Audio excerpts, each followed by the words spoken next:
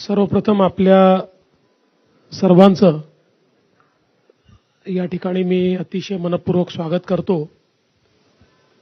आणि हिवाळी अधिवेशन आहे आणि थंडी देखील आहे, त्यामुळे निश्चितपणे या अधिवेशनामध्ये आम्ही महाराष्ट्राच्या जनतेला ऊब मिळेल आणि ऊर्जा मिळेल अशा प्रकारचा कारभार करण्याचा प्रयत्न हा निश्चितपणे करू। राज्य मंत्रिमंडळाचा आजच विस्तार आम्ही केलेला आहे आणि या ठिकाणी आम्ही आज आमच्या 39 मंत्र्यांनी शपथ घेतलेली आहे, ज्याच्यामध्ये 6 राज्यमंत्री आहेत। आजपासून आमचा गतिशील कारभार आम्ही सुरू केलेला आहे। अर्थातच तुमचा पुढचा प्रश्न जो असणार आहे त्याचं उत्तर दादांनी आणि शिंदे साहेबांनी दिलंय की खाते वाटप कधी, तर येत्या 2 दिवसात खाते वाटप देखील आम्ही पूर्ण करू। जवळपास सगळी क्लॅरिटी आमची झालेली आहे आणि या अधिवेशनामध्ये आपल्याला कल्पना आहे की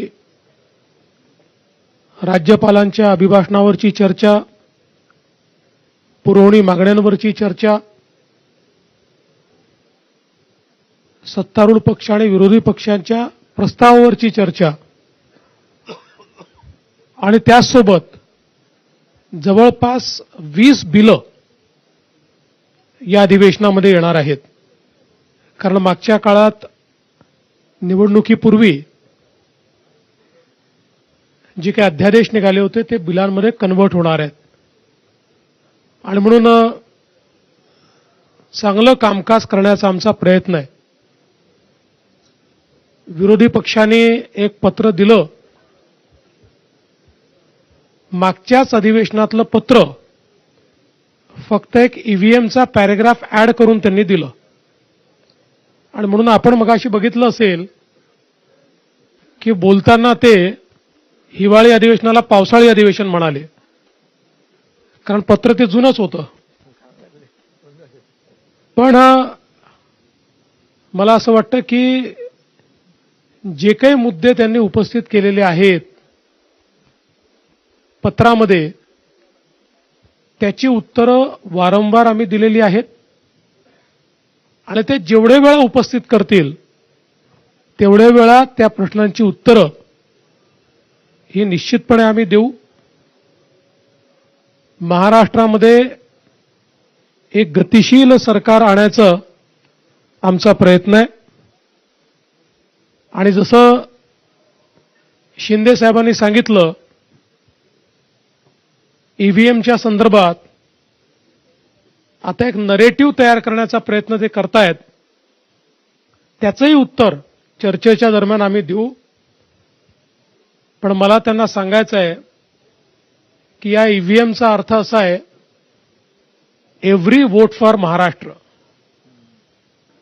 महाराष्ट्रातल्या प्रत्येक व्यक्तीने महाराष्ट्राकरता मतदान केलेलं आहे आणि म्हणून आमचं सरकार हे ईव्हीएमचं सरकार आहे, पण त्या ईव्हीएमचा अर्थ आहे every vote for magnetic Maharashtra आणि आम्ही तो महाराष्ट्र घडवण्याकरता या ठिकाणी पुढच्या काळामध्ये कारभार हा निश्चितपणे या ठिकाणी करू।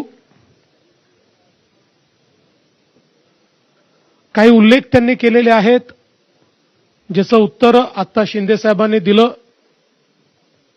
खरं म्हणजे मी आकडेवारी सभागृहात सांगेन, पण आपल्याला सांगतो की सोयाबीनच्या खरेदीमध्ये यावर्षी आपण गेल्या 15 वर्षाचे रेकॉर्ड तोडले आहेत। इतक्या मोठ्या प्रमाणात खरेदी चाललेली आहे आणि मागच्या वर्षी सोयाबीन आणि कापसाकरता भावांतर योजना आपण राबवून हमी भावापेक्षा जो काही मार्केट रेट कमी होता त्याचे पैसे दिले, ते शेतकऱ्यांच्या खात्यामध्ये पोहोचले देखील। दुधाचा विषय असेल त्याला 5 रुपये 7 रुपये अशा प्रकारे मदत करण्याचं काम आपण केलं आणि एकूणच शेतकऱ्याच्या पाठीशी आपण उभं राहिलो. धानाच्या शेतकऱ्याला हेक्टरी 20,000 रुपये मदत आपण त्या ठिकाणी केली आणि म्हणून शेतकऱ्यांच्या पाठीशी ताकदीनं उभं राहणारं अशा प्रकारचं आपलं सरकार आहे. काही घटनांचा उल्लेख देखील या ठिकाणी करण्यात आलेला आहे. परभणीची जी घटना आहे त्या घटनेमध्ये एका मनोरुग्णाने ज्या प्रकारे भारताच्या संविधानाचा अपमान केला त्या मनोरुग्णाला अटक देखील करण्यात आली. दुर्दैवाने त्याच्यानंतर एक उद्रेक देखील झाला. मला या निमित्ताने ही विनंती करायची आहे की अशा प्रकारे एखाद्या मनोरुग्णाच्या कृत्यावर असंवैधानिक पद्धतीनं उद्रेक करणं हे योग्य नाहीये. ते बाबासाहेबांना देखील कधीच मंजूर झालं नसतं. मात्र जी घटना घडली ती घडून चुकली आहे. मी एवढंच सांगतो, हे सरकार संविधानाचा सर्वोच्च सन्मान करणारं सरकार आहे. कुठल्याही परिस्थितीमध्ये तसूभरही संविधानापेक्षा वेगळं काम हे सरकार करणार नाही.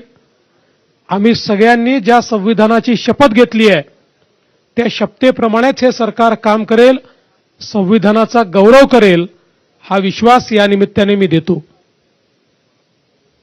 बीड जिल्ह्यातली जी काही घटना आहे अतिशय निगृण अशा प्रकारची, जी काही सरपंचाची हत्या त्या ठिकाणी झालेली आहे, त्या संदर्भात काही लोकांवर कारवाई केली आहे, काहींना सस्पेंड केलाय, काहींना घरी पाठवलाय. 3 आरोपी सापडले आहेत, 4 आरोपी अजून आपण शोधतो आहोत, लवकरच ते सापडतील. केस सीआयडीला दिली आहे. स्पेशल एसआयटी कॉन्स्टिट्यूट करून या केसच्या संदर्भातली सगळी चौकशी आम्ही करणार आहोत आणि कुठल्याही परिस्थितीमध्ये आरोपी कोणीही असो, कोणीही कुठल्याच आरोपीला या ठिकाणी सोडलं जाणार नाही. अशा प्रकारच्या घटना या महाराष्ट्रामध्ये गांभीर्यानेच घेतल्या जातात आणि गांभीर्यानेच घेतल्या जातील. त्यामुळे एसआयटीच्या माध्यमातून सगळे धागेदोरे शोधून काढण्याचं काम हे निश्चितपणे या ठिकाणी आपण करू. खरं म्हणजे 3-4 विषय विरोधकांनी उपस्थित केलेले आहेत. त्या विषयांवर सविस्तर उत्तर हे सभागृहामध्ये आम्ही निश्चितपणे देऊ. मी आज एवढंच सांगतो की ज्याचा उल्लेख आमच्या दोन्ही सन्माननीय उपमुख्यमंत्र्यांनी केला आहे, आमची सगळ्या प्रकारच्या चर्चेची तयारी आहे. विरोधी पक्षाने चर्चा करावी, कुठेही त्यांचा आवाज आम्ही दाबणार नाही, कुठेही आम्ही चर्चेपासून मागे हटणार नाही.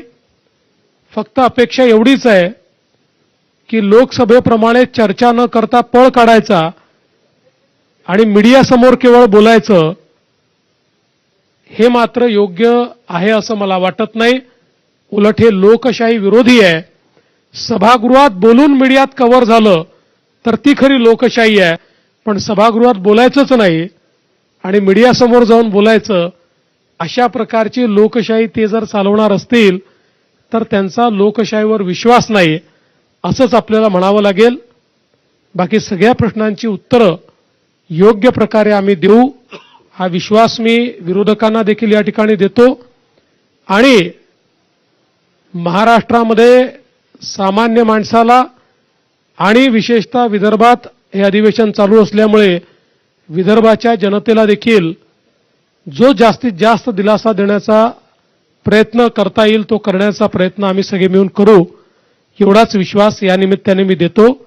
आणि विरोधकांना आवाहन करतो की त्यांनी चांगल्या प्रकारची चर्चा सभागृहामध्ये करावी.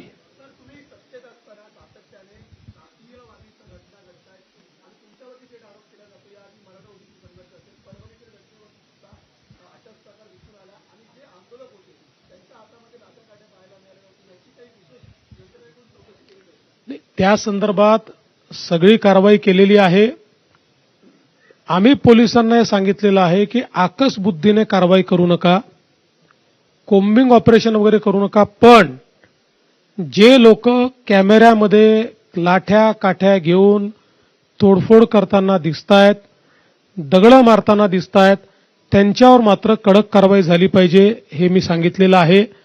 आणि तुम्ही जो मूळ प्रश्न विचारला, मला असं वाटतं की मला टार्गेट करण्याच्या संदर्भातला जो विषय आहे त्याचं उत्तर या निवडणुकीने दिलेलं आहे.